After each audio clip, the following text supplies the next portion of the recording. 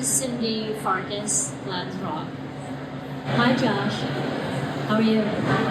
Good to see you. Like you, I have a different type of newsletter. I read yours this week. Yeah, okay, great.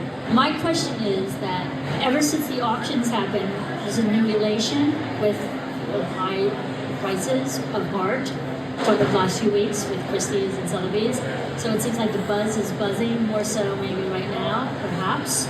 So I'm just wondering, does that affect having Paris, having London, and all these great places have had great responses? Miami, in terms of the elation and people buying? Is there something that's trending in terms of people buying art right now more or excited or they're back on track? Because I heard the market was, taking a little bit of a downfall. So my assumption, starting a few weeks ago when Klimt sold for $250 million, is that wouldn't make any difference to the people in this building. And then I saw day sales at auction that sold thousands of works, average price maybe $100,000, thinking, well, that maybe had a relationship to galleries at Art Basel. So that was a sort of normal expectation.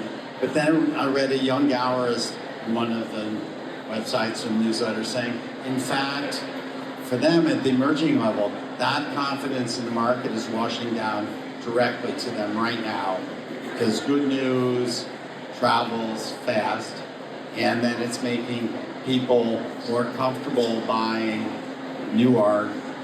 And in fact, that sort of trickle-down effect is happening. I sort of assumed it wasn't, but I think my assumption was wrong. So that's positive.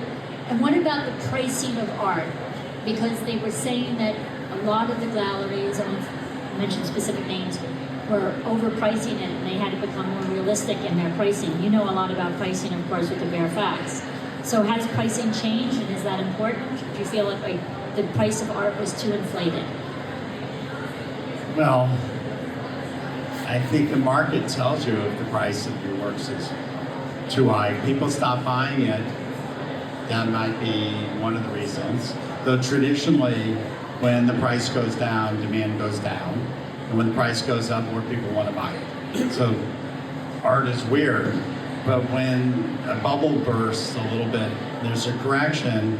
We discovered that when prices came down 20 or 30%, people came back in the market where they thought they'd been priced out and couldn't get there. And so something that was 20,000, if it's suddenly 12, it's like, now I don't feel so bamboozled. That went from 2 to 30 in a year. That's crazy. So price corrections are generally good, but you have three different markets. You have the primary market where art goes from the studio to the gallery, and they never lower their prices, and it's too expensive. Okay, to me that's silly. Then you have secondary works that have been sold once, back in the market. And in a hot market, they're more expensive than the primary works. In a down market, they're less expensive than the primary works. And then you have the fictitiously open market of the auction setting the true values, which it doesn't really. So I think it's artist by artist there. And pricing, it's like, I tell this anecdote. I was in some gallery the other day, and I asked how much, and the guy said, $85,000. And I went, so he was sitting there last night going, 80 grand. Nah, that's too cheap. What, are you crazy? And then he went, 90. That's a joke too. Oh, 85. I mean, it's totally arbitrary. It's not like buying a refrigerator. I can get the Whirlpool. Oh, but the Maytag's under. You can't make the comparisons the same way. The price equals quality. So it's a very complex art pricing. So you believe buy what you love, whatever the price might be? Would that be a correct assumption?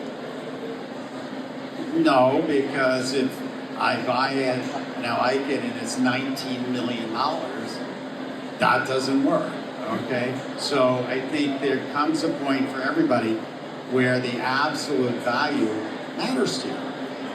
I said recently that I don't think a large work by a first year out of art school artist should be more than $15,000.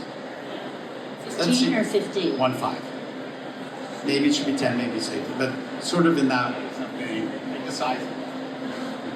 And I think we all have a threshold where it becomes like, how liquid is it? What if I had a calamity, I lost my job, or whatever, and I need to get my money out? There's a threshold where money becomes part of the discussion.